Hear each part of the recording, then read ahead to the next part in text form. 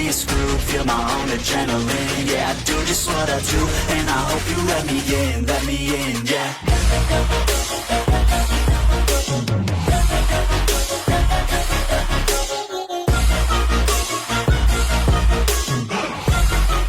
Hello and welcome back, fellow anime lovers, to Cypherfics.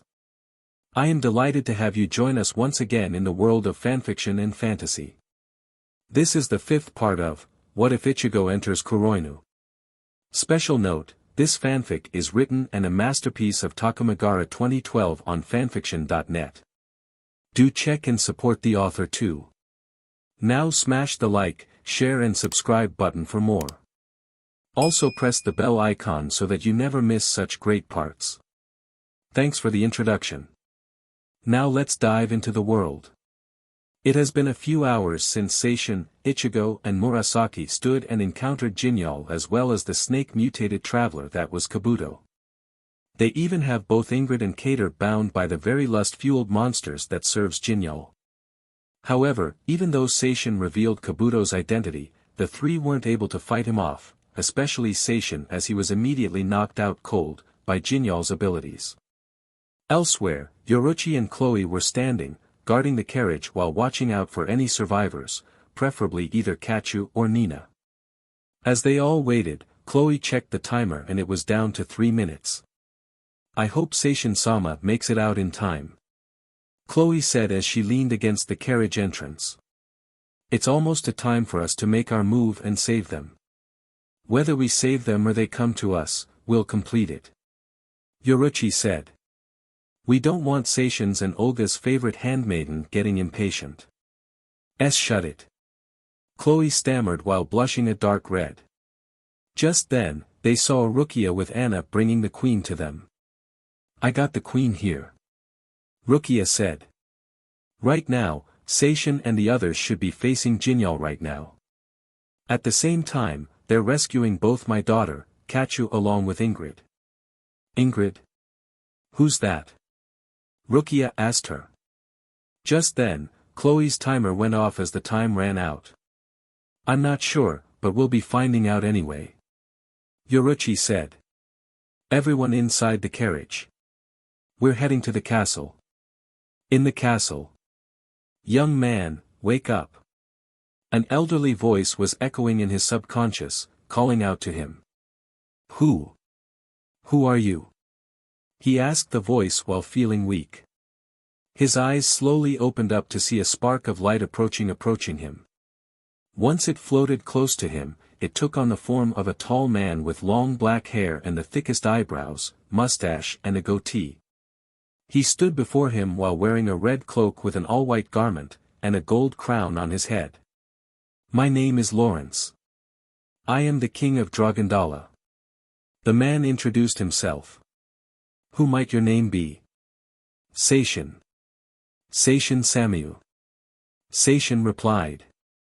I am a soul reaper summoned a different timeline by Celestine's apprentice, Aliyah. I knew there was something good about you. He smiled. I believed you met my daughter, Catu. Why yes, your majesty. Seishin replied. I did meet your wife, Queen Nina as well, but don't worry, she's safe now as well as your daughter's handmaiden, Anna. However, what had happened to you? Jinal. He and Kabuto took over my kingdom, though I did fight Jinal as best as I can, those two lured me into a trap and turned me into a beast, craving on the lust of women. Lawrence sadly replied. He's corrupted my followers and turned them into SEC-craved beasts. Let me guess. Kabuto, that snakeman. He joined forces with that monster and took over your kingdom? You encountered him. I see. Lawrence said. Listen.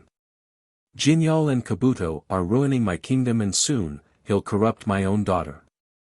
My daughter had someone she loves, his name was Jindrak Hime, or Jean for short. He was loyal, kind like you and indeed selfless. More than enough to take my place on the throne, but they got to him as well.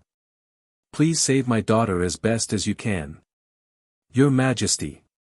My mission here is to save them from corrupt people like Jinal or Volt from KUROINU. I will save them as well. I knew you have such a pure heart, young man. From the moment you stepped foot on this land. Lawrence said as he calmly smiled with his eyes closed. I have faith you'll do well. Now go. Go save my daughter and destroy that monster.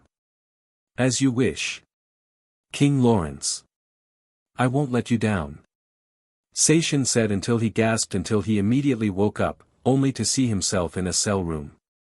Seishin immediately sat up to see where he's at. What happened to me?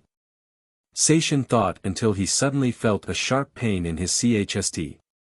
He undid his shihakusho and revealed a seal on his chst the size of his hand. 5 swirls on his chst with Chinese hieroglyphics around each swirl in the form of a pentagon. It's some type of seal, Seishin. Seishin's hollow answered. I can feel it disturbing the flow of your spirit energy. But it's nothing we can't handle. I know what you mean. We'll play along for now. Seishin thought, until his eyes caught sight of who's in the cell next to him. To his surprise he sees a lilac-haired girl covered in dried SPRM from the monsters. Seishin halted his communication with his hollow persona as he approached the cage bars. You're Princess Catu Dragondala, aren't you? Seishin called out to the girl, which got her attention. She slowly looked up and saw the red-haired man across the hall. It's you. Catu answered. You're the man from earlier. Who are you? I'm Seishin Samyu, I'm a soul reaper from another time, summoned by Celestine's apprentice, Aaliyah. Seishin answered. Celestine. Catu gasped as she remembered that high elf. It had been a while since Celestine had visited Dragondala. Her kind smile and generous personality, equal to her mother, made her something special. Just then, one question came to her mind. How is she? She's being held captive by Volt. Seishin answered. During the previous month, Volt and his mercenary group KUROINU had succeeded with taking over all of Eostia. At the same time the Knights of Chivalry, as well as the Dark Elf Queen and her handmaiden Chloe, were claimed by them. When you get here? In this world, I mean. Catu asked him. A little over a month. Seishin replied. It was then when Aaliyah had summoned me. During the past few weeks since my time here, I had saved the 2 Dark Elves as well as most of the Knights. Now here I am. Oh, and don't worry, my friends already have your mother and your close friend Anna. We're here to rescue you. You are. Catu felt relieved that there is still hope left. Please, can you still stand? I can still stand. Seishin sighed as he started to get up. Listen, Catu. There's Dash. Oh, it seems that my new test subject has woken up. Kabuto arrived out the shadows followed by a handful of Jinal's monstrous servants. I was hoping it would last much longer until I dissect him. You monster. You and Jinal were responsible for turning my fiancé into a dragon. Catu yelled. You're responsible for ruining my family's kingdom. What do you have to say for yourself? Kabuto took in what Catu said to him, insults and all. His anger began to boil when someone other than what Murasaki, Ingrid and then Seishin had called him that. His anger was quickly replaced with sheer pleasure, the pleasure to dissect the Shinigami that gave him some problems before Jinal knocked him out cold. A low chuckle was heard before he started laughing loudly. Those insults won't get you nowhere.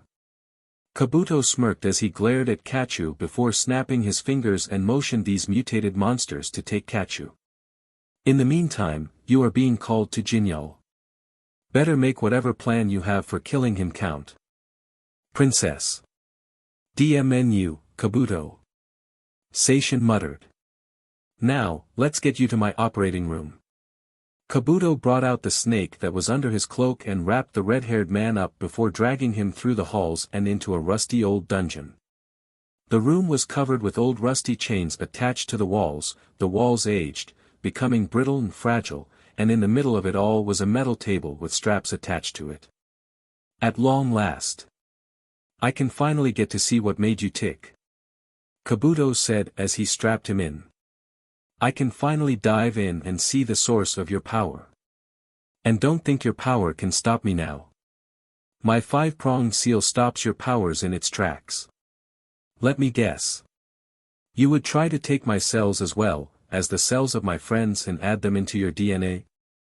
Seishin glared at the cloaked mutation. I bet that's the reason why you became the monster you are. Kabuto's anger began to boil when Seishin called him that word again. Angered, Kabuto stormed towards the Shinigami and landed a strong punch against the left side of his face. I became what I am because I want to become even powerful. Kabuto tightened his grip as he growled, glaring at the red-haired man strapped to the table. I had learned such amazing abilities when I trained with an old snake sage. I learned as much as him through the years until the day he saw a vision of me going down a dark path to my demise. Not accepting that vision, I immediately ended his life when he wasn't looking and took his DNA and abilities. It looks like you are going down that path, due to you siding with Jinal. Seishin rebuked.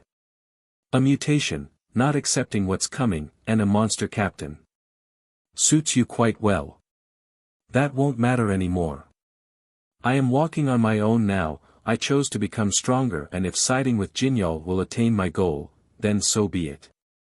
Kabuto continued as he raised his right arm over Seishin's chest.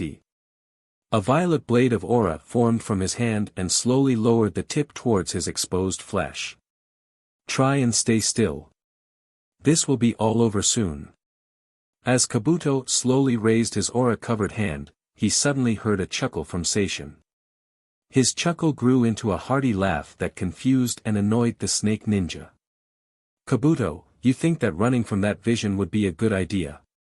Seishin said. And siding with Jinal would get you stronger? You're pathetic. However, there are 3 things that you are wrong with what will happen. What's that? Kabuto said. 1 is, you will reach your demise. 2, your 5-pronged seal can't contain my power, and 3, Seishin smirked as he closed his eyes until his face was covered in black and red aura. I am not available for dissection. Kabuto gasped as Seishin manifested his hollow mask and broke free from the metal table. Pieces of the metal table broke off and flew towards Kabuto. Though he did dodge it, his cloak was shredded, revealing his body. His torso was covered in snake scales with a long white snake fused to his chst. His fused spiritual pressure was more than enough to even break the seal on his chst, Kabuto growled as Seishin stood looking down at him. Angered, he immediately attacked him with the snake attached to his chst. Seishin stood with cold eyes as he saw the snake rapidly approaching him.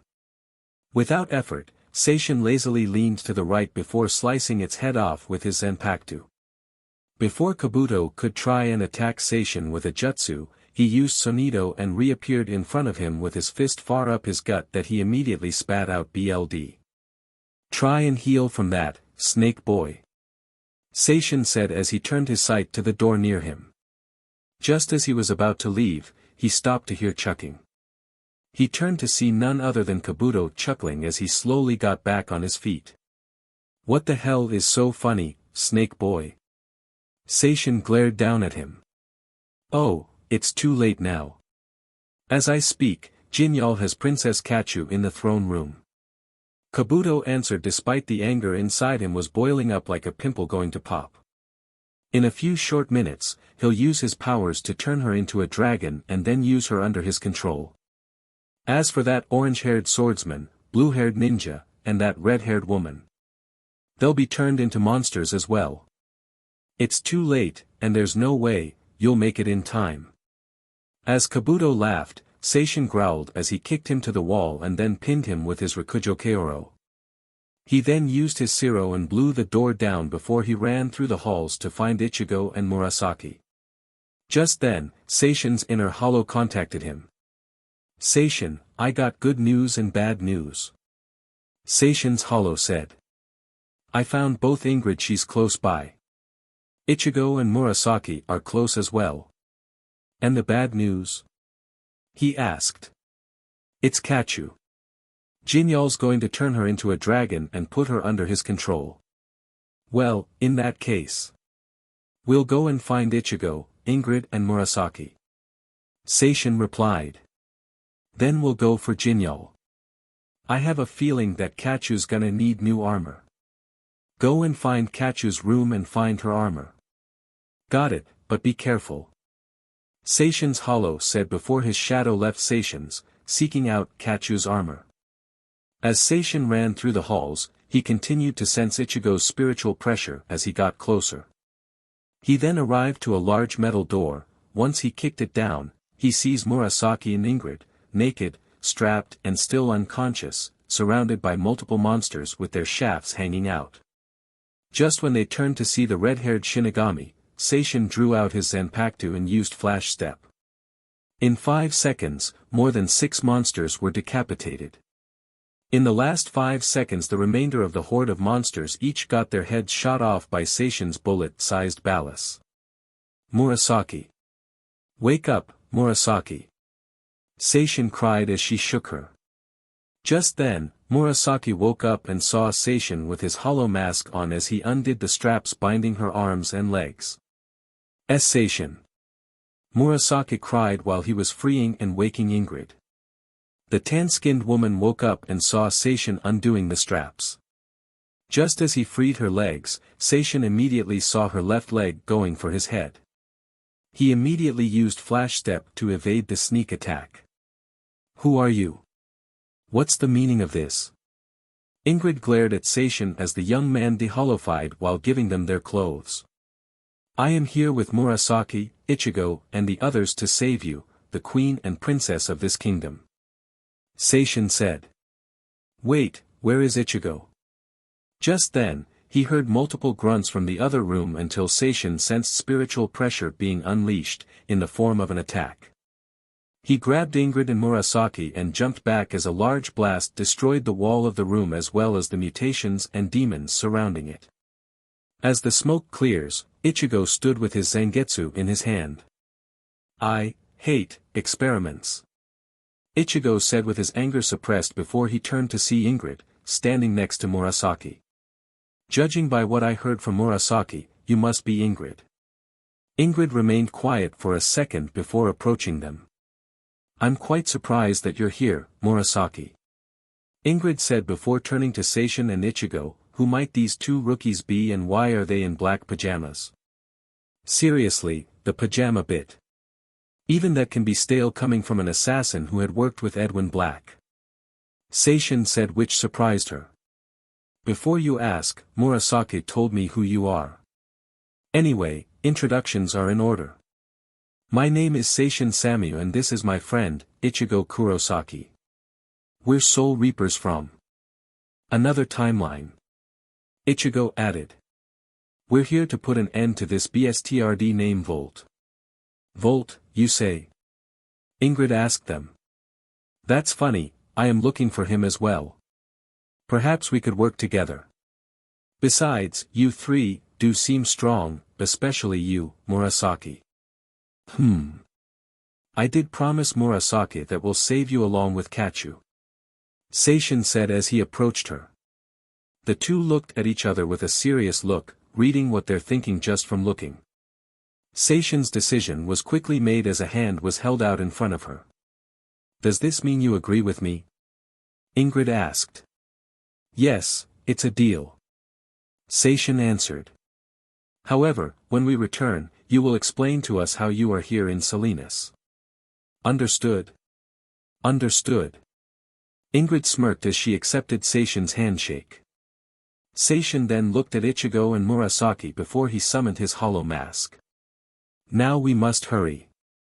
If I know right, Jinal is planning to perform a ritual to mutate Catu into a dragon due to her bloodline's latent potential. Lead the way, Seishin. Ichigo said as Seishin was first to run through the halls to the throne room with the latter following him. The four quickly ran through until they saw the throne room doors nearing them. Just then, Seishin's hollow immediately contacted them. Seishin. This is bad. Seishin's hollow called out to him. Hollow, status report. Seishin mentally answered. Seishin briefly listened to his hollow's report until his eyes widened when he heard the news.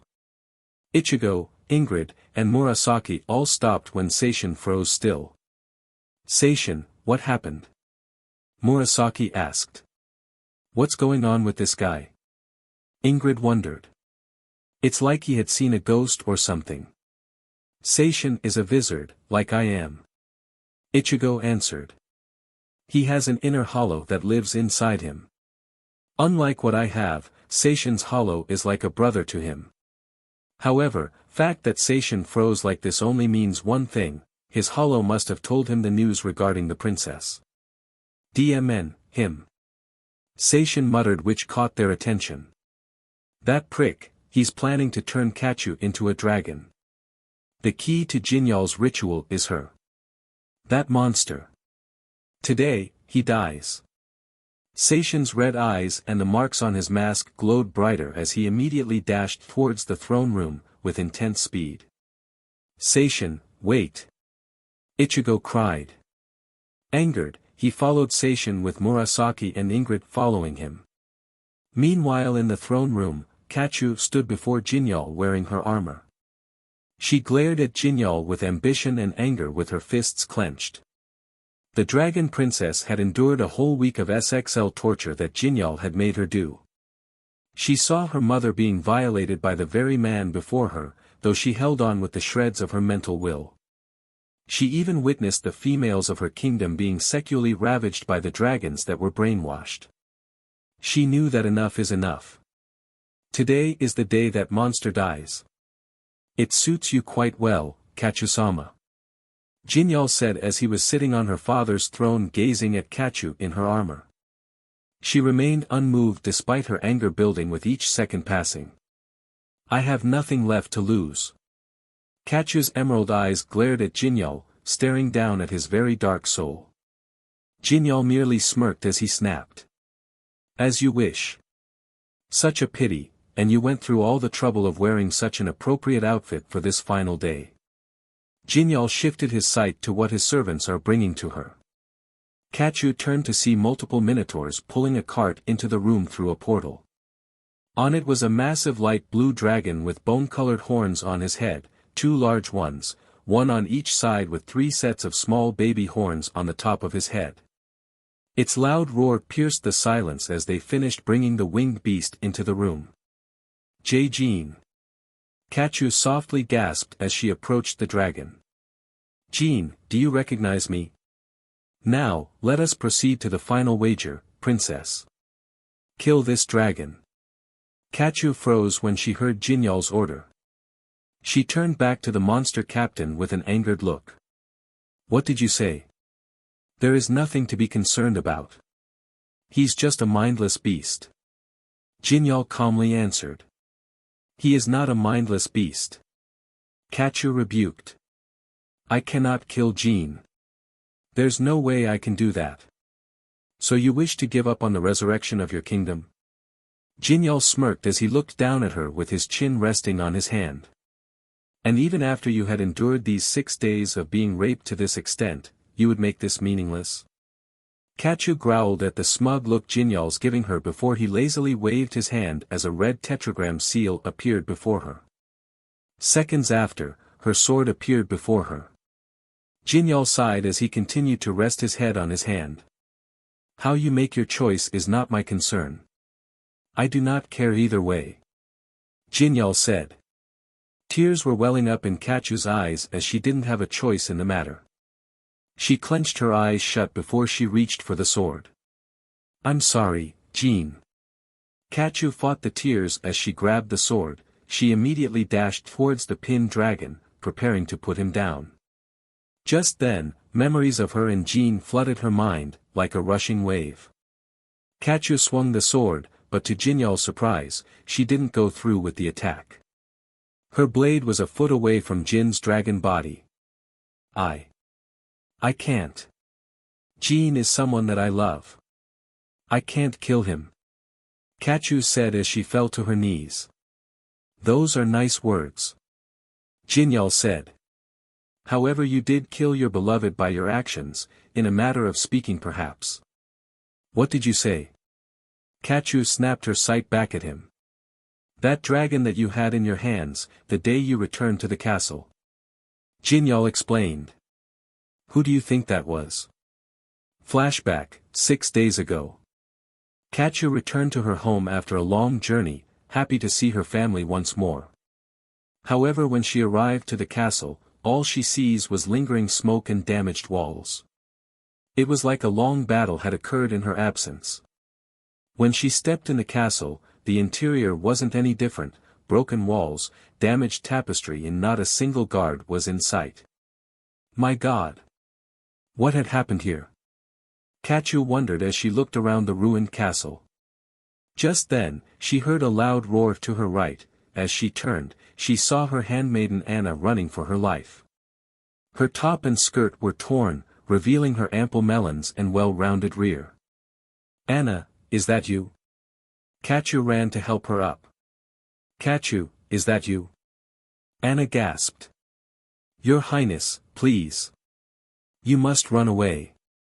The two girls looked at each other before they turned to see a gold-colored dragon standing before them with its tongue irked with its loud roar echoed the halls. Catu gasped to see a large dragon before her, but saving her closest friend was her current highest priority. The princess charged towards the dragon as she drew her broadsword out.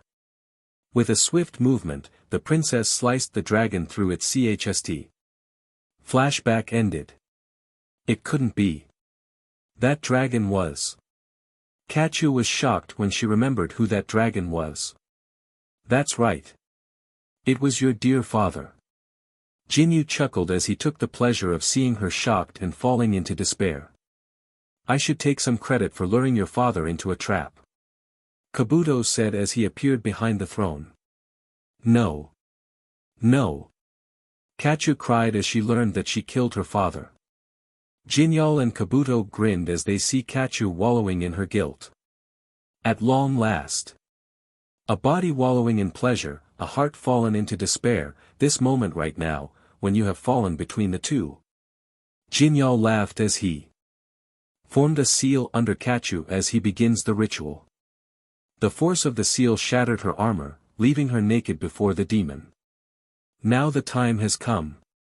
This is the one who shall take over this land. The one with the strongest genes, of the Dragondala family, you, the strongest dragon knight, who was about to become queen. Mom. Dad. Jean. I'm sorry. Sorry to let you all down. Catu thought as she was enveloped in the red light from the seal. Coming, that sleeping power from within, Jinal continued, the sleeping power of the great king of our great clan. Catu screamed as her armor was ripped off from the seal's power getting stronger. I ask this daughter here, transfer from her the ancient powers. No, you will not. Suddenly the throne room doors were kicked off their hinges and landed on the sides of the throne room, followed by a flaming dragon making its way towards Jinal. The captain and Kabuto saw the attack heading their way and jumped to the side seconds before it hits them. At the same time, the seal shattered and Catu remained unharmed. As the smoke clears, Seishin appeared standing in front of them. Seishin. Catu gasped. Save your strength and dry your eyes, princess. Seishin said while glaring at the two enemies. I heard all of what was said, from that prick standing on your father's throne. I let them down. Dragondala is ruined, my dad's dead by my own hands, Jean turned into a dragon, and my mom and Anna are. Catu broke down crying as she fell to her knees despite her naked. Without a word, Seishin knelt down and hugged the princess, surprising the teary-eyed woman. Your dad and Jean wouldn't want to see you like this. They want you to stay strong, even against scum like them. Seishin answered. Your dad talked to me in my subconscious, he told me what had happened. There's still hope for Dragondala. You're still here, and your mom as well as your handmaiden are safe. My friends and I saved them as well as your many loyalists and followers. They're okay. Catu looked up at the now maskless man. He smiled back at Catu as he wiped her tears off her eyes. "They're safe," Seishin said. "Now stand up with me and we'll take this but down. Are you with me?" Catu. "I am, but what about my armor?" Just then, Seishin's hollow seeped out of his shadow and held out Catu's armor for her.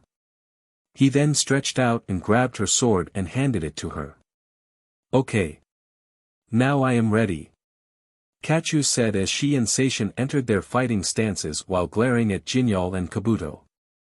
The platoon captain growled as Seishin of all people interrupted his ritual and restored Catu's fighting spirit. It was quickly replaced with a knowing smirk as he looked at the struggling dragon tied together. "So, it seems that this man here restored your spirit," Jinal said. "So, how strong is your spirit now if your loved one kills him?"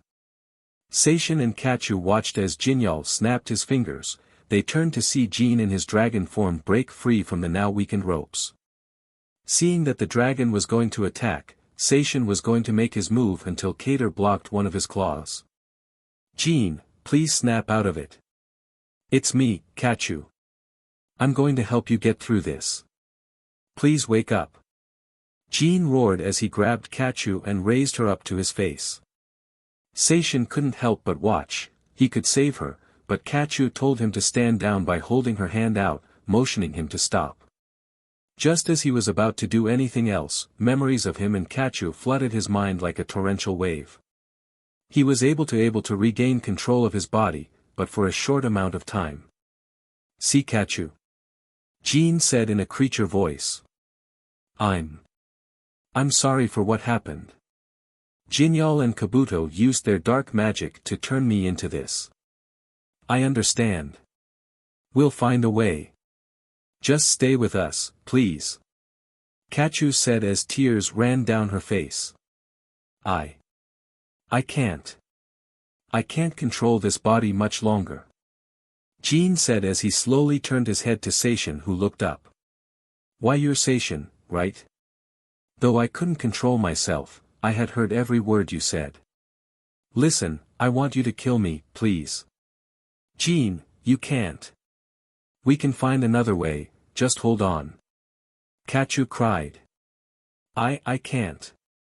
I can't maintain control for long," Jin answered. "This body is too strong and will regain control easily. I wish I could stay with you and live our new lives." "Jin," Catu cried as Jin hugged her softly before Seishin gently took her back. Seishin, I want you to take good care of Catu," Jin said. "Her life is precious to me and I don't want scum, like Jinal, taking that away. Promise me, please, and I'll have no regrets." "Jin." Seishin approached the dragon and stabbed his zanpakuto into the ground. Like Catu, tears were running down his face as well. Seeing such an innocent man with a heart of gold, turned to a monster by Jinal and Kabuto's hands, made him both angry at them but sad for the young prince. "I know we have just met. If this situation never happened, I'm sure we would have been great friends. I promise you, I'll take care of Catu, her mother, Anna, and the other residents of Dragondala. You and her dad won't be in vain." Seishin gripped his zanpakuto before he entered his stance. Catu watched as wiped the tears off his face. She was surprised that someone she just met showed sympathy for a kingdom and their people. "I'll make this as painless as possible. That way, you will die with your honor and kindness intact," Seishin continued. "Mark my words, Jin. Once Jinal and Volt are dead, I'll restore the kingdom and build a statue for the two of you in your honor." "Thank you, Seishin." Jin calmly and happily nodded as he was ready to go through with this. With tears in his eyes, Seishin charged at Jin and swiftly decapitated his head from the neck up before using flash step and appeared beside Catu. "Jin." Catu began bawling her heart out. Seeing her beloved die in front of her, Seishin hugged her tightly, comforting her through this tough moment. Once she calmed down, he let go of her.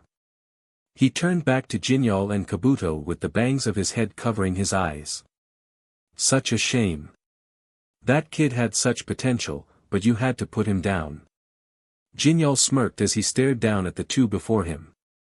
I guess I don't have time to deal with such weaklings. Why you dash? Catu growled as she was about to attack them, but Seishin stopped her, the same way she did. You too.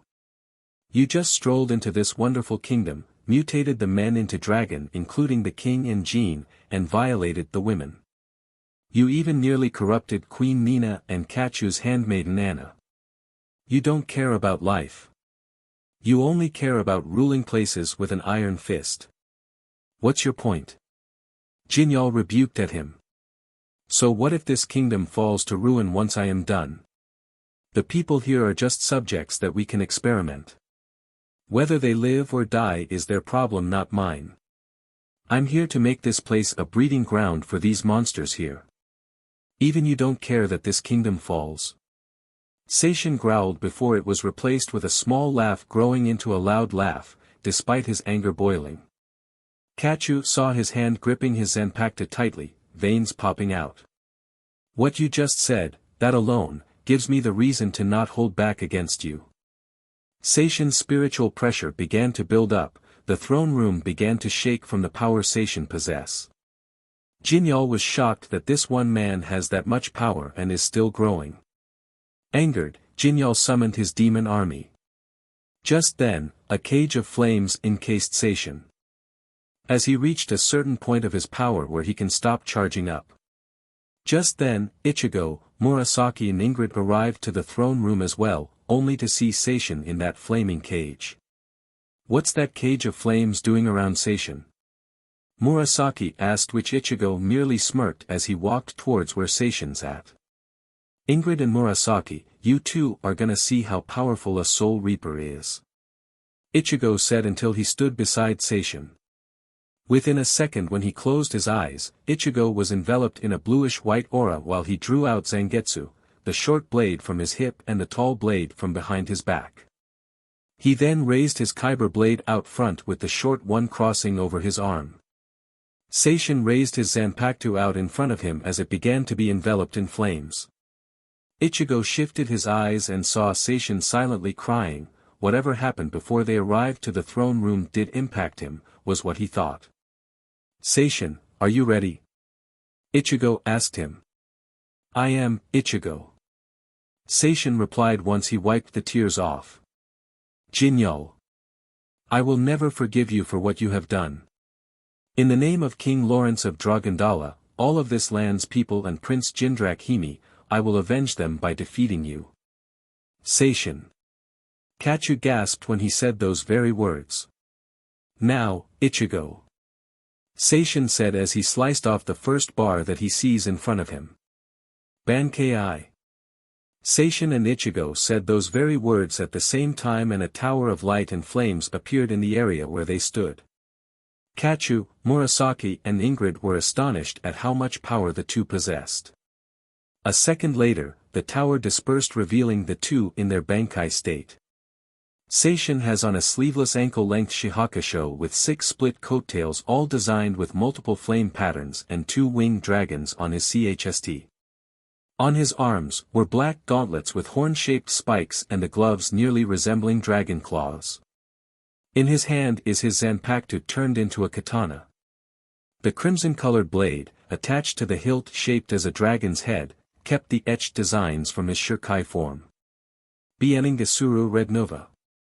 Seishin announced his Bankai. Ichigo emerged in his Bankai state alongside Seishin. His zanpakuto takes the form of a kyber knife variation. The smaller black blade comprises the inner part of the sword and has the handle fixed to it, while the base of the sword is slanted and the blade continues with a section jutting out from the underside as a guard, with a chain attached to it that loops over the top and attaches right before the point of the blade. At the same time, he awakened his half-hollowification ability. His left eye was hollowified with a thick black stripe covering the left side of his face downward as well as a horn on the left side of his head. Tensa Zangetsu. Ichigo said as he stood tall with his zanpakuto by his side. Catu. Seishin called her while glaring at Jinal. Your father, the king, and your fiancé, Jean, they wanted you to stand strong and tall. They want you to be brave, their sacrifice won't be in vain. Now, will you work with us and take this but down? Father. Jean. Catu reflected on the life lessons her dad had taught her, the selflessness Jean had done to protect her and the love the two had shared. As tears ran down her face, she remained standing tall and strong. The princess then stood alongside Ichigo and Seishin. She wiped the tears off her face before she glared at Jinal. Jinal. I will make sure you die with my blade pierced through your heart. Catu yelled. You insignificant bunch. Jinal growled as he glared back at the three of them, until he shifted his sights to Seishin out of the three. You. Red-haired man. If you didn't interfere, those ancient powers of hers would have been mine. Tough luck. Seishin rebuked, striking Jinal's nerve. That power you're talking about. It was and always be Catu's. It will never be yours. Catu will make a wonderful queen and rightful ruler of this land. And I'll make sure you will never get your way. DMNU, DMNU, DMNIT all. Jinal roared as he unleashed the full potential of his dark powers. His body was enveloped in the dark aura, consuming him until it was a dark ball of energy. Before the three could react, that same ball then teleported to Jin's dead body and then consumed it as it grew bigger. A second later, Jinal emerged as a brown-skinned dragon with red scales, bone-colored horns and red eyes. What the hell? Ichigo sighed. Looks like he became the manifestation of his own greed. His own failure made him like this. Murasaki said as she and Ingrid appeared next to them. Jinal. Catu muttered aloud as it caught all four of their attention. Catu began emitting steam from her body. You attacked my home. Turned my father and fiancé into dragons and made me a sacrifice. I will make you pay, with the very power you tried to steal. Catu was enveloped in flames as she roared loud and strong in anger. Seishin, Ichigo, Murasaki and Ingrid all jumped back as they watched what was happening. Catu. Her powers rising to higher levels. Seishin said. You did say she's a princess. Ichigo said as Ingrid and Murasaki all tried to stand their grounds from Catu's unleashing power. Knowing Catu and that she's heir to the throne, she must have the strongest genes in the family. Incredible. Ingrid said as she then spots a figure in the flames. Seishin and the others all spotted her as well. As the flames dispersed, they all gasped as Catu appeared in a new form. The Dragon Princess Knight had a different look with her amber eyes and short pointed ears. Sporting a brackish purple reptilian tail, Catu now possessed fangs and bone-colored horns from either side of her head with wings the same color as her tail. Catu then shifted her eyes to Seishin as she approached him. The two looked at each other for a few seconds before a calm smirk was shown on the princess's face. You are one odd fighter, but you also have a heart of gold. Like both my father and Jean. Catu calmly said. Thanks to you restoring my pride, I was able to tap into this power. Now, let us go and slay this monster. Ichigo. Seishin. Murasaki. Ingrid. Let's begin. Right. The four cried. You dare oppose me? Jinal roared as he summoned an army of his demons, each of them clad in dark armor. The second their red eyes caught sight of the five charging at them, they drew out their weapons and went with the attack. Murasaki, how long can you last in that form? Ingrid asked. About 10 minutes. Murasaki answered. You. 15 minutes. The Hell Knight answered. Let's do it. Murasaki said, which Ingrid smirked and nodded as the two performed hand signs. Seishin, Catu and Ichigo charged in and took down 30 soldiers. The two Shinigamis and the Princess Knight effortlessly took down more of the enemies until they suddenly sensed incredible power coming from behind. Seconds as they turned around, 50 of Jinal's demon soldiers were sliced down into nothing but chunks, and in their place was 2 people enveloped in dark aura. Seishin, Ichigo, Princess Catu. Seishin and the other 2 heard Murasaki's voice. They then turned around and froze in astonishment when they saw Ingrid and Murasaki's new forms. Is that you, Murasaki?" Seishin asked the ninja. Murasaki's skin was all purple with several tribal-like tattoos on her arms. Her hair turned a teal green, her scaras were an unnatural black with bright BLD red pupils, similar to Seishin and Ichigo's eyes. When they activated holoification. However, she has a third eye unlike her main 2, her third eye has a blue pupils. Her uniform changed into a black skin-tight suit that reveals her endowed cleavage, her stomach thighs, her curvy rear and bat wings. In her hands was turned into a scythe. "Settle down, Samuel. It's still her. Just transformed like you too." As Ingrid stepped beside her, her new form left little to the imagination, enough to make Ichigo blush severely and looked away. Black and violet flames burned her clothes, leaving her naked. At the same time, tribal markings appeared on her stomach, on her cleavage as well as on her head. Then those same flames enveloped her, covering her lower arms, hands, and legs like gloves and boots, at the same time it covered her crotch, her rear and her nipples. Then that same colored flame formed a sword in her right hand. "We haven't mastered these forms, but this is nothing we can't handle," Ingrid continued. "I will admit, seeing you and Ichigo unleash your Bankai has made me underestimate you. Samuel will handle the rest of these demons. You, Ichigo and Catu take care of Jinal," Murasaki said as she twirled her scythe until she placed the large staff on her shoulder. "Kick his butt. That's fine with me," Ichigo said despite him blushing as he stood beside Seishin. "I'm already liking Murasaki and Ingrid. Let's beat this bstrd." Catu smirked as she glared at Jinal.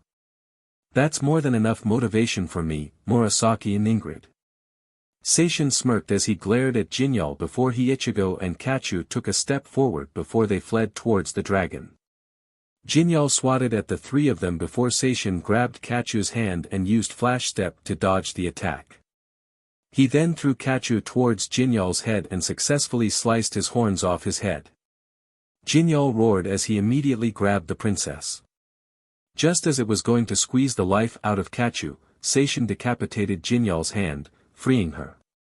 "Seishin, now," Ichigo said as Tensa Zangetsu was enveloped in blue spiritual energy.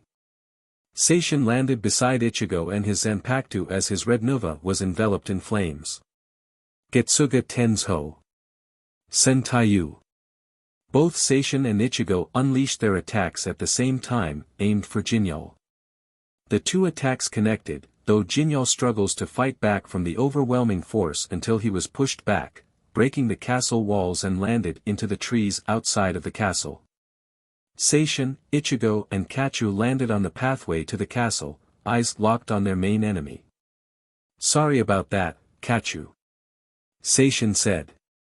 "Don't worry about it," Catu answered. "Killing Jinal takes high priority first." Seishin nodded before they returned their sights to Jinal as he got back up. Ingrid and Murasaki then landed beside them. At the same time, Seishin sensed Yoriichi, Chloe, Maya and Rukia nearby on the carriage. Seishin motioned his hollow through telepathy to warn them to stay back. Once they got the warning, they remained high in the sky, watching the fight. Queen Nina and Catu's handmaiden Anna were watching the fight with the others, they both prayed for Catu's victory. "DMNU, Princess Catu." Jinal growled as it roared at them. "If those wretched interlopers didn't get in my way, this land would have been in ruin. I would had succeeded if it weren't for them. Sucks to be you, Jinal." Ichigo rebuked at him while he remained unmoved as the dragon roared. He then turned to Seishin who nodded at what he's thinking about. "Hano Kuran." Seishin used his Zanpakuto's power and a flame pillar appeared, one beside Ichigo, the other with Seishin. They both reached into the flames and pulled out a duplicate of their Zanpakuto. Jinal, your reign of terror is over. Dragondala will live on with me as queen. Catu boldly announced as she entered her stance. Not if I kill you all first. Jinal roared with bloodshot eyes as he spreads his wings and soared towards them.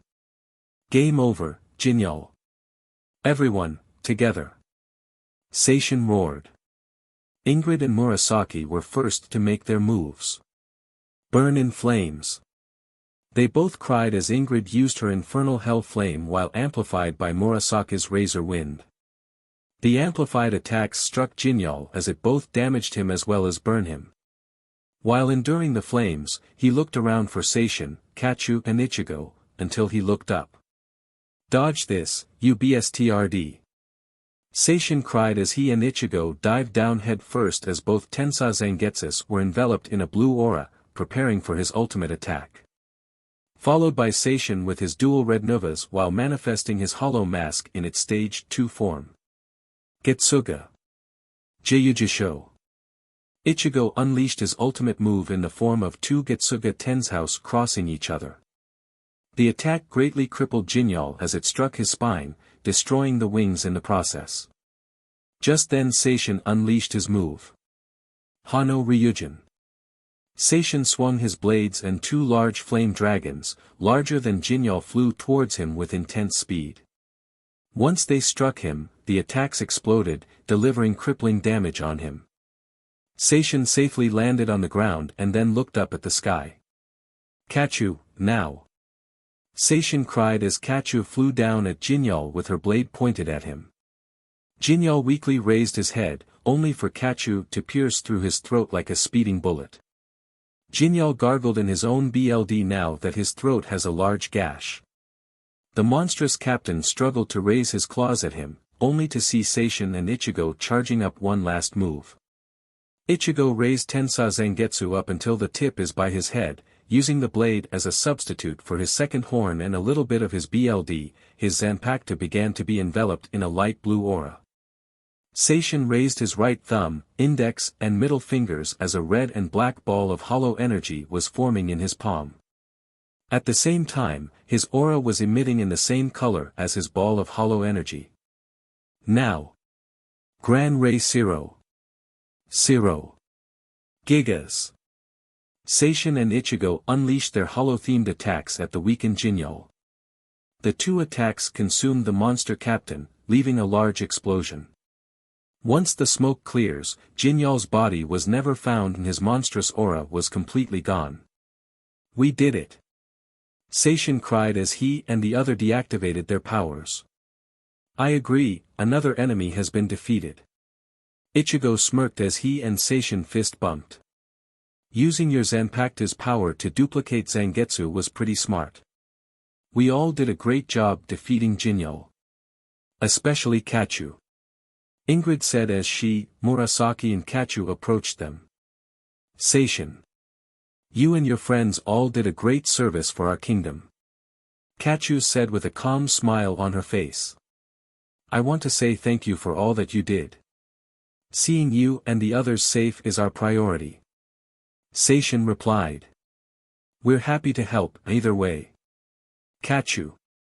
Catu and the others all turned to see Queen Nina calling out to her as she and Anna ran out of the carriage and hugged the princess.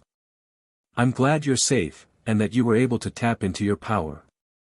If your father was here, he would be proud of you. Yeah. Jean, too. Catu said. Just as the sun began to set, Seishin and Ichigo turned to the left side behind Catu, Anna and Nina to see 2 spirits making their last appearance. Seishin smirked as he knows who they are. I think they are, princess. Look. Seishin said as he walked past them. Catu saw Seishin walking by until she saw both her father and Jean. Father. Jean. Catu said as tears ran down her face. I'm sorry that I let you down. You didn't let us down, my daughter. Lawrence said with a smile. You displayed such courage even when the odds are against you. It seems Seishin and your friends also helped restore your fighting spirit as well. Jean added. I'm glad that you all saved Dragondala. Jean. Catu began to cry until Jean walked up to her and hugged her, surprising the princess. The prince calmly smiled as he calmed her down before he and King Lawrence turned to Seishin. Seishin, thank you and your friends for saving our kingdom. The king said. Dragondala owes you all a debt of gratitude. It's all right, your majesty. Ichigo calmly smiled at the king. The reason we did it, is because we wanted to. Seeing Catu safe is our reward, after all. It's an honor to help. Thank you. Yeah, what Ichigo said. Seishin chuckled as he and Ichigo fist bumped.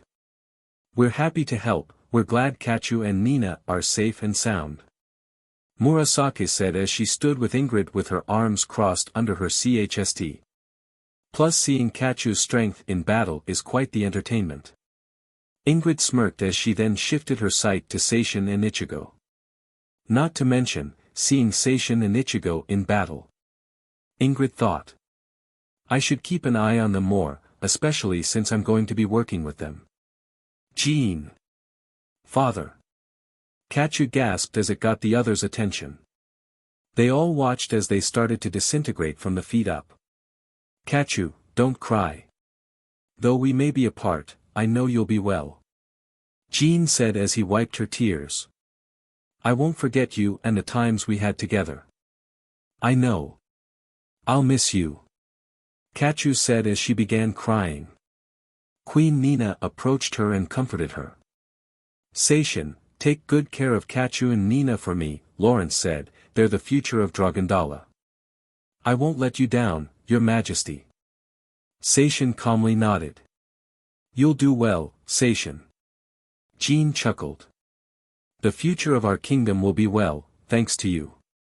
Lawrence said as he bowed the red-haired Shinigami. You and your team. Seishin, Catu, Nina and the others all watched as both closed their eyes as they turned into souls and flew into the afterlife. Nina turned to her daughter as she wiped their eyes. Don't worry, Catu, they'll always be there for us. Nina said as she comforted her. I know they will. Catu said as she nodded. She then turned to Seishin and approached him. Seishin, after all you and your friends done for me, my mother, Anna and the rest of the survivors, Dragondala will lend our strength to help you. I appreciate that, Princess Catu. Seishin said until Catu interrupted him by placing her index on his lips. Just call me, Catu. Catu smiled at him. Got it, Catu. Seishin replied as the two chuckled. Chloe, Maya and Rukia then approached the young man, which got his attention. Seishin-sama, everyone's accounted for. Chloe said. Shall we head back? Seishin watched as Catu talked to her mother before she flew back to the kingdom. Knowing her, she must be going to pick up a few memorable things. He then returned his attention to the elf handmaiden. I'll catch up in a few. You and the others returned to the chapel. Knowing Orihime, she might make more of that delicious food you and Olga loved. She will. Oh, I can't wait to fill my stomach with that delicious food. Chloe squealed like a fangirl for a second. I am looking forward to having that meal once more, Seishin Dano. Maya chuckled alongside Chloe before they kissed Seishin's lips. Make it back in time, okay? I will. Seishin replied. I'll see you at the chapel. Ichigo said. And don't worry, I'll have Ingrid get to know the others while you're on your way back. Thanks, Ichigo. Seishin said before he used Flash Step, heading towards the kingdom. As Seishin was heading to the castle, Nina, wondering what's going on, followed. Minutes later, Seishin arrived to the destroyed throne room. He summoned his Zanpakuto and used his Hano Kuron to make 1,000 duplicates of him, draining almost all of his spiritual pressure.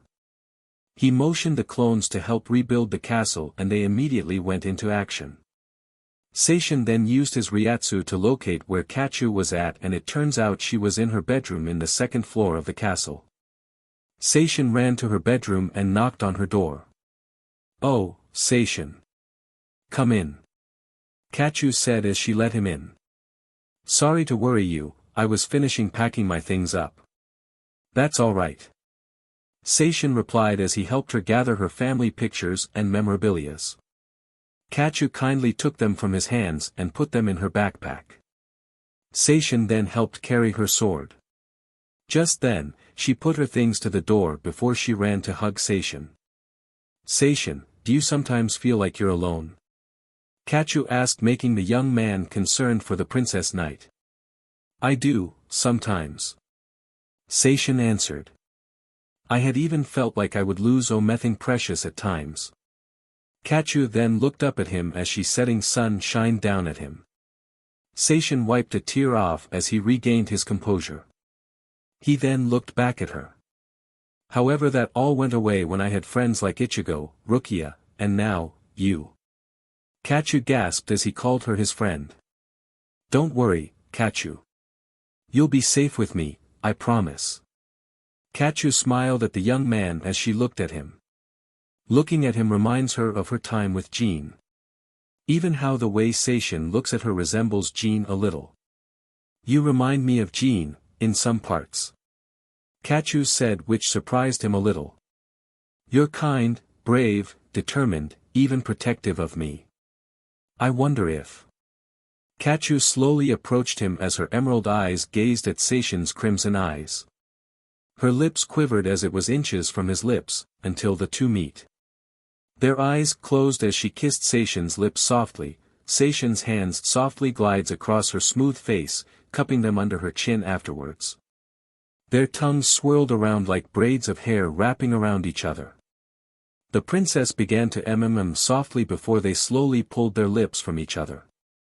"Jean." Catu looked down as she began thinking of him. Seishin hugged her tightly, comforting her. "I know Jean loves you very much, Catu," Seishin said as Catu looked up at him. "He would want you to live a happy life." "Seishin," Catu said before she pulled him into his bed, catching him by surprise. The dragon princess stripped off his clothes in breakneck speed, and before long, she turned back into her half-dragon form after she stripped off her armor and clothing. "See, Catu," Seishin gasped. Seishin. "I can't take it anymore," Catu said as her amber eyes gazed down at Seishin's NDE body. Tears filled with loneliness ran down her face. "I want this void in my heart to be filled. Please, I don't want to be lonely." Seishin looked at her as tears ran down her amber eyes. He calmly nodded as he kissed her once more, this time, with more passion. Catu wrapped her arms around his broad torso before Seishin gently laid her down with him on top. The two moaned in their embrace as their hands caressed their backsides, until Seishin was first to make his move. His hands roamed down to her ample bosom while his lips tickled her neck with butterfly kisses. The lilac-haired hybrid whimpered at the sensitivity her body is feeling from Seishin's touch. Once she let go of his backside, Seishin lowered down to her melons, embrace by embrace until he arrived to her orbs of flesh. He looked up at her as she wriggled from the feel of Seishin's hands. Fndlng her assets, the way his fingers teasing her melons made her nipples strong, and sending jolts up and down her spine. He then went for her right BRST and began. Catu wrapped her arms around his head, cradling his head as he teased and pleased her. Catu gasped as she felt his warm tongue licking and swirling around her BRST before he planted his lips on the other one. The dragon princess began moaning at the young man keeping her company. Unaware to them, Nina arrived to the door that was slightly ajar and peeked at what's going on. She silently gasped as someone other than Jean was pleasing her daughter, but when she looked at Catu's face, she sees a warm smile on her face as Seishin was licking her. The Shinigami hybrid continued to trace his tongue against her folds for another few seconds before he planted his lips on her CLTRS and softly suckled on it. Catu's voice rose an octave higher as she moaned from the feel of her body being pleased the same way Jean did. Second by second, she felt her loneliness going away. As the queen watched, she imagined a moment that Seishin was doing what he's doing right now, to her instead of her daughter. From the way he teased Kachu's nipples to the way he softly licked her CLTRS made Nina more aroused. It reminded her of when Jinal had her way with her. The blonde-haired queen pulled down her top and fondled her large melons while she slid her other hand inside her pink thong and caressed her lower lips. Kachu moaned in a harmonic voice that was music to the Shinigami's ears as he continued to lick and tease her wet entrance. "It's so good. Seishin, please let me take control." Kachu then pinned the young man on the bed, eager to have her way with him. Her tail wagged with eagerness, wanting to have her way with him. Just then, he sensed a presence by the door. "I wouldn't mind that one bit, my dear," Seishin chuckled before he shifted his sight to her bedroom door, after Queen Nina comes right in. Mom?" Kachu gasped until she turned to see the door opened and the blonde-haired queen stood blushing out of embarrassment, despite her melons showing and her thong partly dangling between her legs. "Sorry, Kachu," Nina said while she was rubbing her right arm with her left hand. "Seeing you with Seishin right now, reminds me of my first night with your father. Then again when Jinal forced himself on me. When I saw Lawrence leave for the afterlife, I felt alone. Like you, I want to have that hole in my heart filled as well. Mom." Kachu walked over to her and hugged her as tears ran down her mom's face. Just then, Seishin came up with the suggestion. "I know I am not like Jean or the king while in the bed, but I can help fill that emptiness." Seishin suggested. "I just don't want to see you and lonely and hurt. I'll protect both of you with my life." Seishin.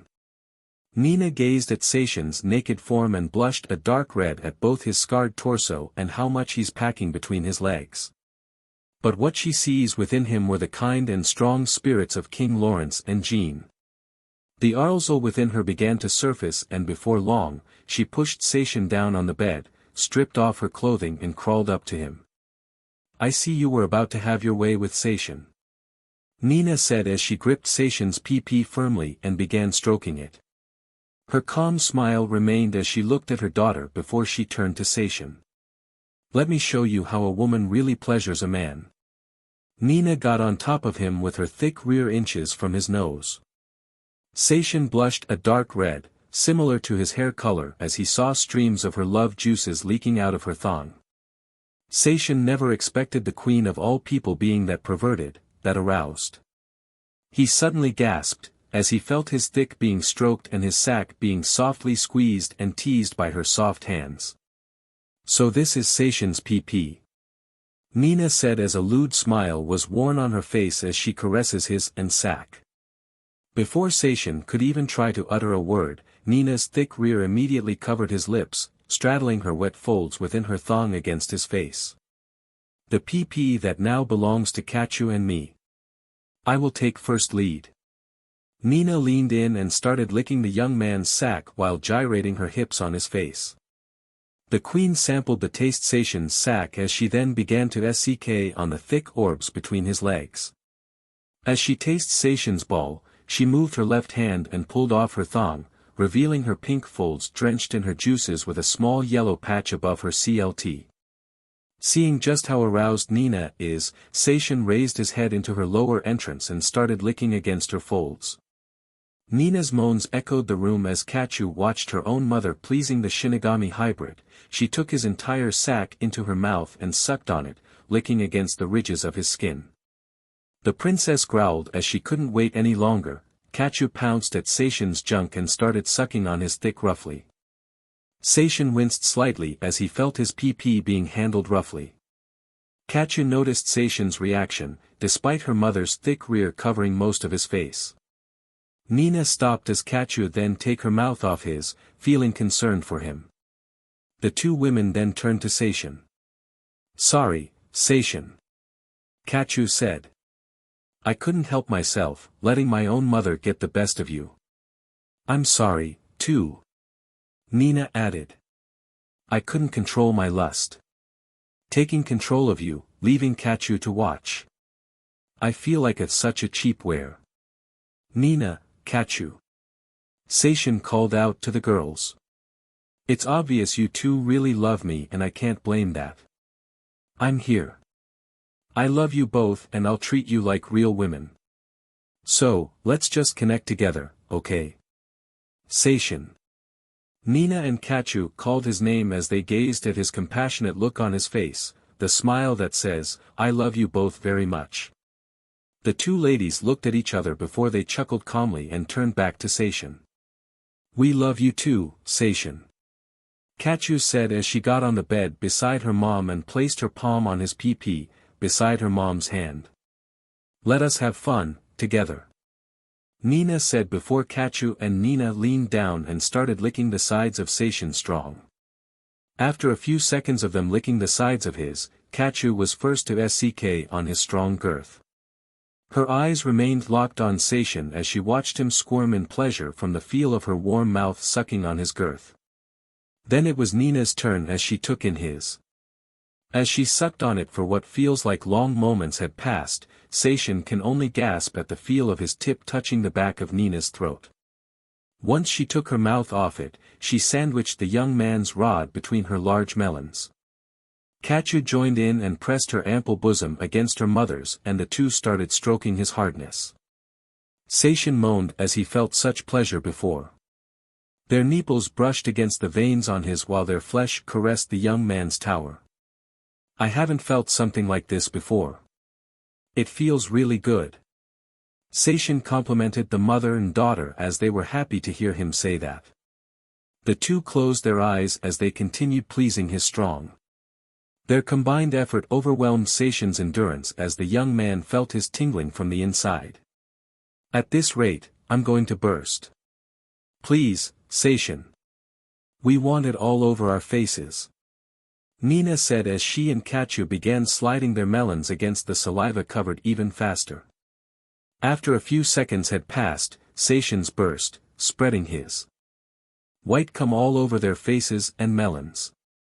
Catu gasped at how much Seishin let out, but it was quickly replaced with his tall tower still standing after his first release. Nina on the other hand chuckled as she licked off his cum off her face and some off her melons before she set her sights once more on Seishin's strong. Mother, let me go first. I want to repay him for all he had done. Catu said as looked at her mother with seriousness in her eyes. Nina smiled as she nodded before she crawled off his chst. Catu smiled as she got on top of him with Seishin's PP in her hand, rubbing the tip against her pink slit. The princess leaned down and kissed Seishin for a few seconds before she slid his thickness inside her inner walls. Seishin, this feels so good. Catu continued as she began riding his strong tower. Nina, while watching Catu, began fndlng her nipples until they were leaking milk. Seishin blushed a dark red as he stared at Nina's lactating melons. Nina saw him and smiled before she leaned in while holding her left BRST up to him. Seishin softly planted his lips on her milk-covered bud and began drinking her breast milk while the queen cuddled his head like a baby. At the same time she gasped when she felt two of the young man's fingers sliding in and out of her lower lips. It feels so good. Nina thought as she watched him drinking her milk. A rose-colored blush appeared on her face as she moved her other hand down to where his right hand is at and assisted him with sliding his fingers even deeper, earning moans from her. The more I watch him drink, the more turned on I become. I'm coming. Nina gasped as she felt her orgasm rush over her when her love juices squirted out of her like a water sprinkler. Nina smiled as she gazed at Seishin as she took her BRST from his lips and replaced them with her lips. Catu on the other hand felt his strong gliding over her tender spots in her inner walls as she continues to ride him. Driven by love and lust, Catu fondled her own melons while squeezing her inner walls. Seeing Catu moaning and enjoying the feel of Seishin's thick piston hitting her sensitive spots in her, Nina went for her daughter's left BRST and softly suckled on it. Mom. Catu gasped as she saw her own mother suckling on her daughter's own BRST. The queen looked up at her as she continued to lick the hardened bud, earning a MMM from the princess. Catu. I think I'm gonna come. Seishin said as he felt the tingling and tightness of his while it was being tightly wrapped by the princess's inner walls clamping down. Come, Seishin. Cleanse me with your cum. Make me forget what Jinal had done to me. Catu cried out with her eyes closed shut, her back arched against herself and her face pointed at the ceiling as she fondled her other BRST while her mother suckled on the left BRST. It wasn't long for the princess until she reaches her CLMX, same with Seishin. When the two gasped and moaned, Catu felt her love juices squirting out of her CLT onto Seishin's abs while Seishin flooded her womb with his hot white milk. Catu twitched in euphoria while Nina licked up her juices off of Seishin's abs. Then she pulled her off of his cum-covered PP and laid her beside him. Seeing her in complete bliss made Nina smile, happy that she got that happy ending she wanted. The queen then got on Seishin's lap gazing at his still strong and towering before her. She licked her lips before she got on all fours, spreading her cheeks and exposing her lower lips, quivering with hunger. Hungry for his strong to slide inside her. I want it too, Seishin. I want to feel the same pleasure that you gave my daughter. Nina said to him. Seishin, chuckling, nodded as he got up and approached her. He rubbed his rod against her lower lips, coating it in her juices before he slid it inside her. Nina moaned with joy as she felt how big he was inside her. Seishin then held onto her hips and began slamming his strong deep inside her. Is this good, Nina? Seishin asked her. Please. Don't stop. Nina moaned loudly as she felt his strong rod hitting her sensitive spots so easily. Seishin chuckled until Catu appeared beside him and kissed him deeply. Moments later, the three were on the bed, Nina riding his with her legs out and revealing her snatch swallowing up Seishin's piston, while Catu, despite her watching her mother riding and moaning like a dog in heat, was riding his tongue. Her amber eyes gazed down at Seishin's thick rod getting swallowed down by her mother's wet entrance, seeing that made her lower lips wet. Nina had closed her eyes tightly as waves of pleasure shook her body each second she bounced on his tower. The feel of Seishin's glory hitting her sensitive spots so well, made her more aroused and made her endowed melons lactate once more. Catu leaned in while riding his tongue and suckled on her mother's BRST, drinking her milk. Nina smiled as her daughter was the second person to have tasted her milk, and allowed her to continue doing so. Feeling her milk getting drank made her inner walls coil around Seishin's tower, making it even tighter than before. Just then, Seishin has felt that similar tingling feeling in his and sack, he knew his release is fast approaching. He wished that he could continue just a little longer, but even he knew that this was about to end. Nina. I'm about to come. Seishin groaned, despite Catu's rear muffling his mouth. Seishin, I can feel it. Come inside me. Nina cried as she bounced on his rod at her hardest. I'm coming, too. Catu added as she straddled against his tongue at her fastest as well as deepest.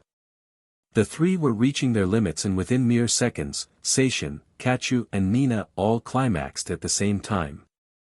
Catu sprayed her love juices inside Seishin's mouth, while Nina felt Seishin's hot cum filling her womb and mixing with her juices. Shortly after, the three were laying in bed. Catu was cuddling his left shoulder while Nina cuddled his right shoulder with both of their melons smothering his arms. Seishin. I cannot thank you enough for all you and your friends had done for us. Catu said as she looked up at her with her emerald eyes, seeing that she returned to normal. From now on, we're yours. Nina said. I would be looking forward to our future wedding with our future king here, aren't we, Catu? Seishin chuckled sheepishly as Nina suggested that idea of the two of them marrying him. Seeing that would be a good idea in his mind. Plus they would be well protected in Seishin's care. Shortly after, the three got cleaned up in her bathing chamber and then got dressed. Come on, let's head back to the chapel. Seishin said. I'm sure Aaliyah and the others are worried about us. How are we going to get back, without being caught? Nina wondered. Yeah, Ichigo and the others had left. Catu added just then. They heard Seishin chuckle as he was on the edge of the window. Meet me at the throne room. We got a ride. Seishin said as he winked at them before jumping off. Curious, Nina and Catu both ran down with their things in hand into the throne room. When they got there, they gasped as they saw Seishin standing by a large dragon with crimson and black scales all over him, a blue gem on the stretched-out plating on his chest and arms along with the small red horns that stretched out from his head. Whoa! That's your dragon? Catu gasped until she remembered the same look of the dragon's head as a sword hilt from Seishin's Zanpakuto. That's not just a dragon. That's your Zanpakuto. That's right. Red Nova and I go way back. Seishin said as he petted the dragon's head. He's our ride back. I'll use shadow travel to get us back to the chapel inconspicuously. You never cease to surprise me, Seishin. Catu chuckled before she kissed his lips. Red Nova laid on his stomach as he watched Catu and Nina hop on his neck with Seishin catching up afterwards. Ready to go? Seishin asked them. We're ready. The two women answered as Seishin's inner hollow stretched the dragon's shadow wide enough. Just then, a thought came to Catu. Seishin, though we defeated Jinal, what happened to Kabuto? Catu wondered. Seishin pondered for a second as he did remember Kabuto fleeing the castle while they fought the monster captain. I may not know where that snake is, but I have a feeling we haven't seen the last of him. But for right now, let's head back the chapel. Once Seishin lightly patted his dragon, the dragon leapt up and dived into the shadow, returning to the chapel as the sun set over the horizon. Elsewhere that same night, a mysterious visitor arrived to Volt's domain. So, what in the hell are you? Volt asked the mysterious traveler. Oh, I'm just a traveler for hire. The cloaked man said, and I do have some information you'll be dying to hear about the man in the dragon mask. Volt's eyes widened as the cloaked man was talking about the very man who eluded his grasp multiple times, saved more than almost all of the princesses along with the two dark elves he caught, as well as leaving that small cut on his cheek. A wry grin was worn on his face as someone out of the blue appeared on his doorstep and to have information on his enemy. His decision was made. Come with us and tell us more. Volt said as he led the cloaked man in. Oh, do pardon me. I haven't gotten your name. My name's Kabuto. Kabuto Yakushi. So alright folks, that's all for today. Stay tuned for part 6. Do subscribe, like and share for more such videos. Also check out the story and author Takamagara 2012 on fanfiction.net. Press the bell icon to be notified first on release. See you in the next video. Till then, goodbye.